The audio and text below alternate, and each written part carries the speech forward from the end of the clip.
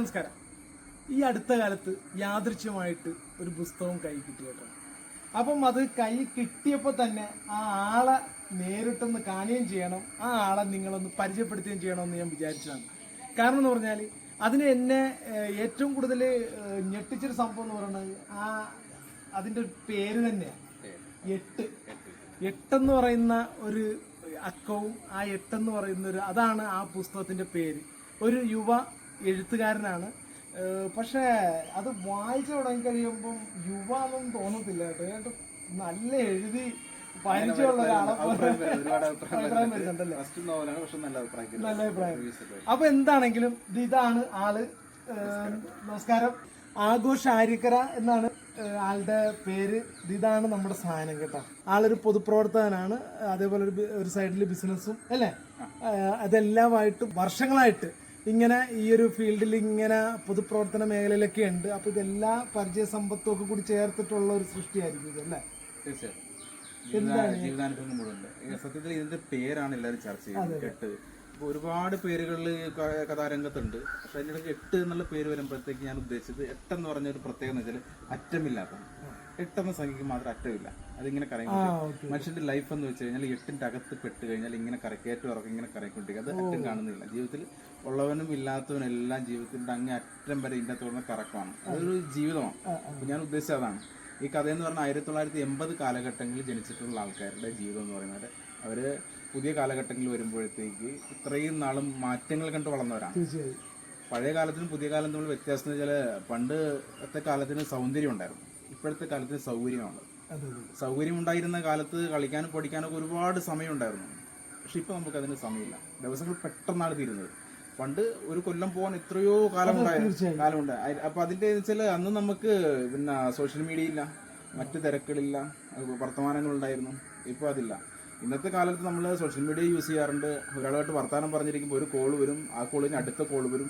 സമയം പെട്ടെന്ന് പോകുന്നതായിട്ട് ഒന്നിനും ഒരു സമയം തികയുന്നില്ല. അതാണ് ആ മാറ്റത്തിന്റെ കാര്യം. അപ്പോൾ ഇതെല്ലാം നമ്മൾ കഥയിൽ പറയുന്നത്.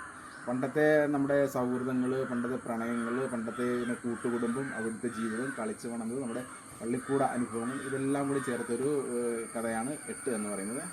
ആലങ്കോട് ലീലാകൃഷ്ണനാണ് ഇതിൻ്റെ അവതാരിക. വയലാറ് ശരത്ചന്ദ്രവർമ്മ സാറാണ് പുസ്തകം പ്രകാശനം ചെയ്തത്. വായിക്കുന്നവരെല്ലാം തന്നെ നല്ല റിവ്യൂസ് പറയുന്നുണ്ട്. എല്ലാവരും ആ പുസ്തകത്തിന്റെ അകത്തായി പോയി എന്നാ പറയുന്നത്. ഉള്ളിൽ നിന്നുകൊണ്ടാണ് വായിക്കുന്നതെന്നാണ്. അതായത് എന്റെ ഒരു അനുഭവത്തിൽ നിന്ന് പറയുകയാണെന്നുണ്ടെങ്കിൽ ഒരു നൊസ്റ്റാൾജിക്കാണ് സാധനം അല്ലേ? തീർച്ചയായും ഇത് വായിക്കാതെ പറയുമ്പോൾ നമുക്ക് രോമാഞ്ചം വരും. വായിക്കുന്ന ആളുകൾ നമ്മുടെ പ്രത്യേകിച്ച് ഈ പറഞ്ഞ പോലെ നാട്ടിൻപുറത്ത് ജനിച്ച ആളുകൾ, അതുപോലെ ഈ ഒരു 80-90 കാലഘട്ടത്തിൽ ജീവിച്ച ആളുകൾക്ക് അവർക്കൊക്കെ ഇത് പെട്ടെന്ന് ക്യാച്ച് ചെയ്യാനായിട്ട് പറ്റും ഈ ഒരു സാധനം അല്ലേ? അതാണ് സത്യത്തിൽ നമ്മൾ ഈ സോഷ്യൽ മീഡിയയിലേക്ക് നമ്മൾ കുറിപ്പൊക്കെ എഴുതാറുണ്ടായിരുന്നു. വല്ല മാസികയൊക്കെ നമ്മൾ ചെറിയ കുറിപ്പുകൾ വിടാറുണ്ട്. അല്ലാണ്ട് നമ്മൾ എഴുത്തിനെ കുറിച്ച് ആലോചിച്ചിരുന്നില്ല. ഇതിൻ്റെ ഇടയ്ക്ക് എനിക്കൊരു വലിയൊരു അപകടം പറ്റും. നാഷണൽ ഹൈവേയുടെ പണി നടക്കുമ്പോഴത്തേക്ക് രാവിലെ 2 വീലറായിട്ട് പോയതാണ്. അപ്പോൾ ഹൈവേക്ക് ഇപ്പോൾ ഒരു വ്യത്യാസമുണ്ട്. ചിലങ്ങനെ ചരിച്ചിങ്ങനെ വെച്ചിട്ട്. അപ്പോൾ നമുക്കറിയാം കുറേ നാളെ ആ വഴിക്ക് പോയിട്ട് വേറെ വഴിക്കാണ് പോയിക്കിട്ടുന്നത്. അപ്പോൾ 2 വീലർ രാവിലെ ഒരു 7 മണി സമയത്ത് പോയപ്പോഴത്തേക്ക് ബ്രേക്ക് പിടിച്ചിട്ട് കിട്ടിയില്ല. അന്യസംസ്ഥാന ലോറി വന്ന് ഇടിച്ചിട്ട് ഒരു കൊല്ലം കിടന്നു പോയി. അപ്പോൾ ഒരു സത്യത്തിൽ ഒരു 6 മാസമൊക്കെ ഒട്ടും അനങ്ങാൻ വയ്യായിരുന്നു. അപ്പൊ നമ്മൾ കിടന്നുകൊണ്ട് ആലോചിച്ചതാണ് പിന്നെ മുമ്പോട്ടുള്ള ഒരു ജീവിതം എങ്ങനെയാകും. അപ്പോൾ നമുക്ക് പൊതുരംഗത്ത് ഇങ്ങനെ നിൽക്കുന്ന ആളെന്ന നിലയിൽ നമ്മുടെ സാന്നിധ്യം വേണമല്ലോ. അപ്പോൾ സാന്നിധ്യം അങ്ങനെ ഉറപ്പിക്കാൻ പറ്റണം. ഒന്ന് ലൈവായിട്ട് നിൽക്കണം. എണീറ്റ് വരുമോ എന്നുള്ളൊരു എനിക്ക് ഉറപ്പില്ല. വീണ്ടും നമ്മൾ എണീറ്റ് പൊതുരംഗത്ത് വരുമെന്നോ നടക്കാൻ പറ്റുമോ എന്ന് എനിക്ക് യാതൊരു വിധത്തിലുള്ള ഉറപ്പുമില്ല. പക്ഷെ അങ്ങനെ ഞാൻ കിടന്നുകൊണ്ട് കൈ ചലിപ്പിക്കാൻ തുടങ്ങിയപ്പോഴത്തേക്ക് കുറെ കിടന്നുകൊണ്ടായിരുന്നു. പിന്നെ എണീറ്റ് ഇരുന്നുകൊണ്ട് അങ്ങനെ ഞാൻ ഒരു കൊല്ലക്കാലം കൊണ്ട് ഓരോ ദിവസവും പരമാവധി ഓരോ പേജൊക്കെ വീതം വെച്ച് തീർത്തുകൊണ്ടാണ് ഈ പുസ്തകത്തിൽ. അപ്പം നമ്മുടെ ഒരു ശരിക്കും പറഞ്ഞാൽ ഈ പുസ്തകം എന്ന് പറയുന്നത് ഒരു നമ്മുടെ ജീവിതവും കൂടിയാണ്. അതായത് ഒരു ഇമോഷണൽ സാധനം ഇതിനകത്ത് വന്നിട്ടുണ്ട്. അല്ലെങ്കിൽ ആ ഒരു സിറ്റുവേഷൻ വന്നില്ലെങ്കിൽ ഇന്നൊരു പക്ഷേ ഈ ഒരു പുസ്തകം തന്നെ ഉണ്ടായില്ല, ഒരിക്കലും ഉണ്ടാകത്തില്ല. നമ്മളിപ്പോൾ സാധാരണ നമ്മൾ പുസ്തകം വായിക്കുന്ന ഒരു രീതിയിലല്ല നമ്മൾ തയ്യാറാക്കിയിരിക്കുന്നത്. ഇതിനകത്ത് 8 കഥകളുണ്ട്. ഒരാളുടെ ലൈഫ് തന്നെ 8 കഥകളുണ്ട്. അപ്പോൾ ഓരോ കഥ ആരംഭിക്കുമ്പോഴും അതിന് മുമ്പ് നമ്മളൊരു ആമുഖം കൊടുക്കും. ഏത് മനസ്സോടുകൂടിയാണ് ഇത് വായിക്കുക. അപ്പൊ ആദ്യം തന്നെ നമുക്ക് അതിന്റെ ഉള്ളിൽ ഏത് ലെവലിൽ എത്തിപ്പെടാൻ പറ്റും.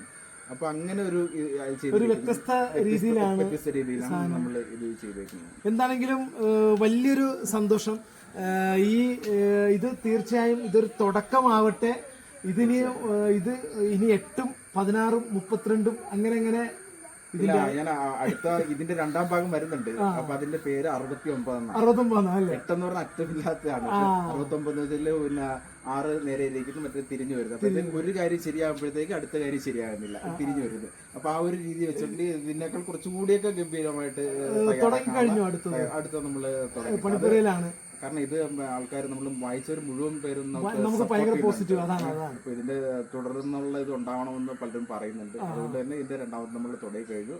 ഇത് എന്തായാലും നമുക്കിപ്പോ നല്ല രീതിയിൽ വിറ്റഴിഞ്ഞ് പോകുന്നുണ്ട്. നല്ല അഭിപ്രായം സോഷ്യൽ മീഡിയ വരുന്നത്. കാർപ്പോ ബുക്സ് ആണ് ഇത് പ്രകാശനം ആദ്യമാണ്. പിന്നെ കാവുങ്കലുള്ള കാർപ്പോ ബുക്സ് ഫസ്റ്റ് ആയിട്ട് നമ്മുടെ പുസ്തകം ചെയ്യുവാണ്. ഇപ്പോൾ നല്ല അഭിപ്രായമുണ്ട്. ഇപ്പം നല്ല രീതിയിൽ വിറ്റഴിക്കപ്പെടുന്നുണ്ട്. ഇത് നിങ്ങൾക്ക് ആവശ്യമുള്ള ആളുകൾ തീർച്ചയായും നിങ്ങൾക്കതൊരു മുതൽക്കൂട്ടായിരിക്കും, നിങ്ങൾക്കൊരു നൊസ്റ്റാൾജിക് ആയിരിക്കും. നിങ്ങൾക്ക് എപ്പോഴും ഏത് യാത്രയിലും കൈ കൊണ്ടുപോയി നിങ്ങളുടെ ഒരു നേരം പോക്കും പഴയ ഒരു കാലഘട്ടത്തിലേക്കുള്ള ഒരു തിരിച്ചുപോക്കും എല്ലാമാണ് ഈ ഒരു പുസ്തകം എന്ന് പറയുന്നത്. ഇതൊരിക്കലും നിങ്ങൾക്ക് നഷ്ടമല്ല. ചെറിയ പൈസയേ ഉള്ളൂ, ചെറിയ തുകയേ ഉള്ളൂ. നിങ്ങൾക്ക് ആവശ്യമുള്ള ആളുകൾ ഞാൻ ഫോൺ നമ്പർ താഴെ കൊടുക്കാം. ഈ നമ്പറിലേക്ക് നിങ്ങൾക്ക് വിളിച്ചു കഴിഞ്ഞാൽ തീർച്ചയായും കൊറിയറായിട്ട് നിങ്ങളുടെ കൈകൾ നമ്മൾ എല്ലാ ദിവസവും ഇപ്പോൾ കൊറിയർ ചെയ്യാറുണ്ട്. എല്ലാ ജില്ലകളിലും നമുക്ക് ഓർഡർ വരാറുണ്ട്.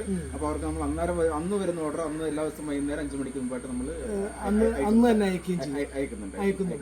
അപ്പം കേരളത്തിലൊക്കെ ആണെങ്കിൽ 1-2 ദിവസത്തിനുള്ളിൽ സാധനം കയ്യിൽ കിട്ടുകയും ചെയ്യും. തീർച്ചയായും കിട്ടും. പിന്നെ ബാംഗ്ലൂരിലേക്കും മഹാരാഷ്ട്രയിലേക്കും നമ്മൾ ഇന്നലെ അയച്ചു മലയാളി സുഹൃത്തുക്കളൊക്കെ നമ്മൾ. അതെ അല്ലേ? അപ്പൊ എന്തായാലും വളരെ സന്തോഷം. ഒരു സുഹൃത്തെന്ന നിലയിലും ഒരു നാട്ടുകാരൻ എന്ന നിലയിലും ഒക്കെ വലിയ സന്തോഷം. അപ്പൊ ഇനിയും ഇതുപോലെ ഒത്തിരി സൃഷ്ടികൾ ഉണ്ടാകട്ടെ. അപ്പോൾ സന്തോഷം. നമസ്കാരം.